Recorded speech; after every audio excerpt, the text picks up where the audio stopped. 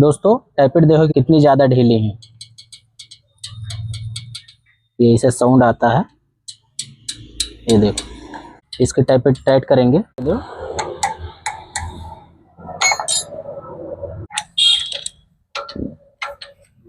ये टाइपिट गेज लेंगे और टाइपिट गेज से इसकी टाइपिट की सेटिंग करेंगे। तो भी हम चेक करेंगे इसको, ये टाइपिट ढीली है और ये भी वाली ढीली है। दोस्तों टाइपिट को मैंने सेट कर दिया है, अभी मैं टाइपिट गेज देता हूँ इसमें, तो हमारा टाइपिट गेज इसमें आसानी से एकदम आसानी से जा रहा है।